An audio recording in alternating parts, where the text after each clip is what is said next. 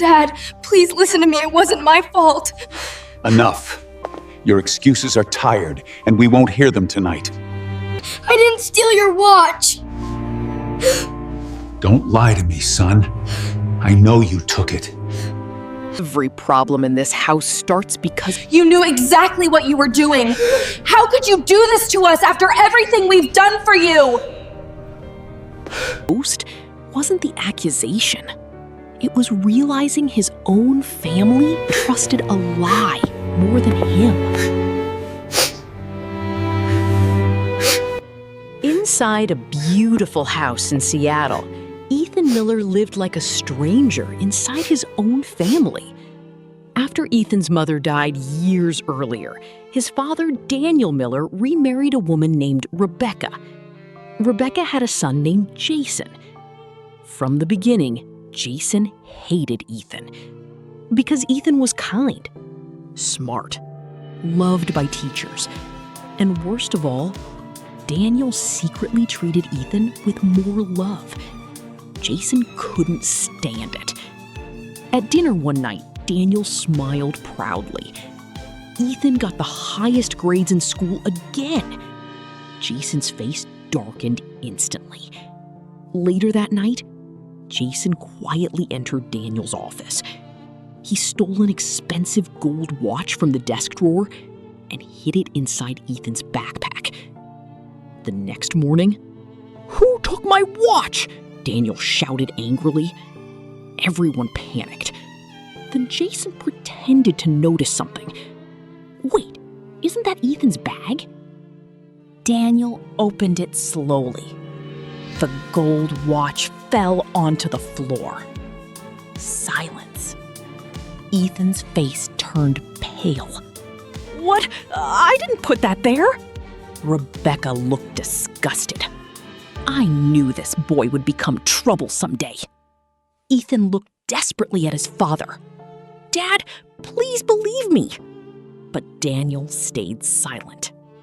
And that silence hurt Ethan more than the accusation itself. After the watch incident, everything changed. Rebecca watched Ethan constantly. Jason secretly smiled every time Ethan got blamed. Then, things became worse. Money disappeared. A laptop broke. A neighbor complained about vandalism. And somehow, every accusation pointed toward Ethan. One rainy evening, Ethan sat alone outside the house steps. Tears rolled down his face.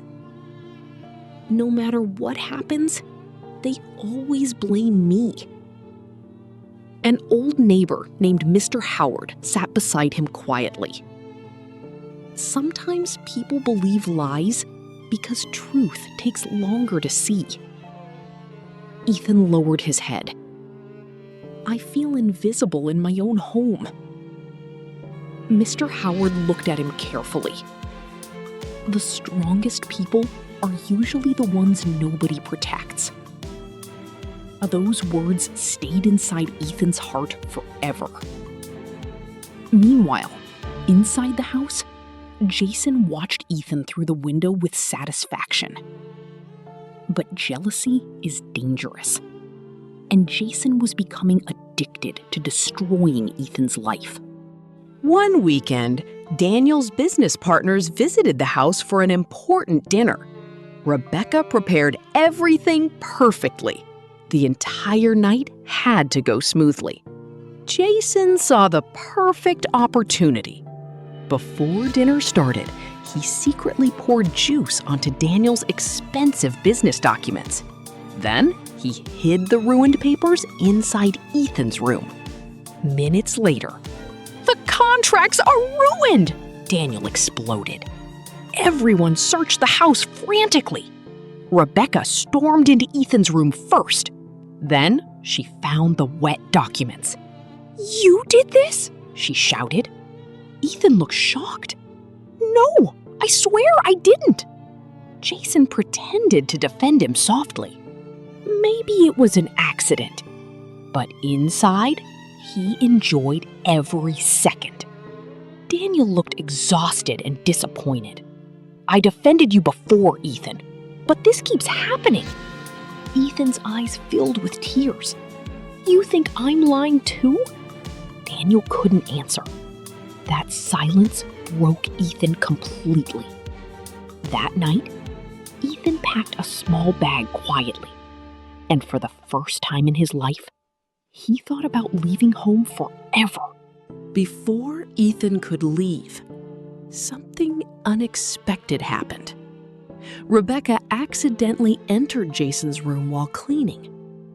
Inside a drawer, she discovered the missing gold watch box, fake complaint letters, broken laptop pieces, stolen money.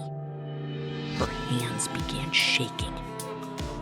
Then she found something even worse, a small notebook. Inside it, Jason had written every plan, every lie, every setup, every moment he framed Ethan. Rebecca's face turned pale. At that exact moment, Jason walked into the room. He froze. "Mom?" Rebecca stared at him in horror. "You did all this?" Jason panicked. "You don't understand. Dad always loved him more." Tears filled Rebecca's eyes. "You destroyed an innocent boy because of jealousy?" Jason shouted angrily. "Because nobody ever cared about me!" Downstairs, Daniel overheard everything. Every word. Every lie. Every betrayal. And suddenly, he realized the truth too late. Daniel rushed outside into the storm, searching desperately for Ethan. Finally, he found him sitting alone at a bus station in the rain. Ethan looked up slowly. His eyes were empty now. Daniel's voice cracked. "Son, I know the truth." Ethan said nothing. "I failed you." Still silence. Daniel's tears finally fell. "You begged me to trust you, and I didn't." Ethan looked away painfully. "After a while, you stop defending yourself when nobody listens." That sentence shattered Daniel completely. For the first time, he understood how deeply Ethan had suffered. "I'm so sorry." Ethan wiped tears from his face quietly. "I didn't need perfection from you, Dad." His voice trembled. "I just needed you to believe me once." Back home, Jason finally admitted everything. Rebecca cried while listening. The family felt broken. Daniel made a difficult decision.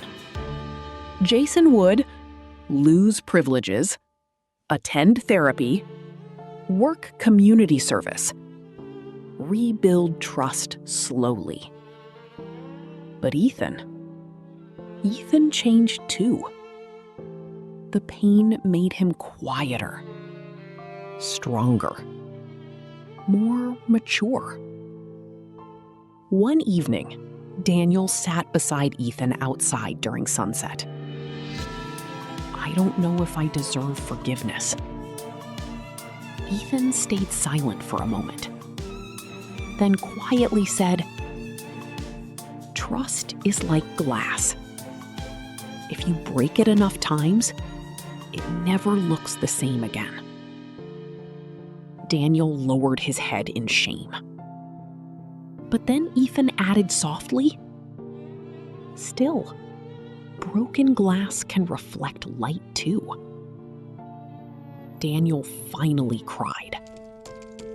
Because even after everything, the son he failed still carried kindness in his heart. Years later, Daniel kept Ethan's old school backpack inside his office. Not because of the stolen watch, but because it reminded him of the biggest mistake of his life: believing lies instead of believing his own son. This story made you feel something. Doesn't scroll away. Subscribe to Hidden Tear for more emotional stories that stay with you long after the end. Because sometimes the deepest tears are the ones no one sees. Turn on notifications. You never know when the next story will break your heart again.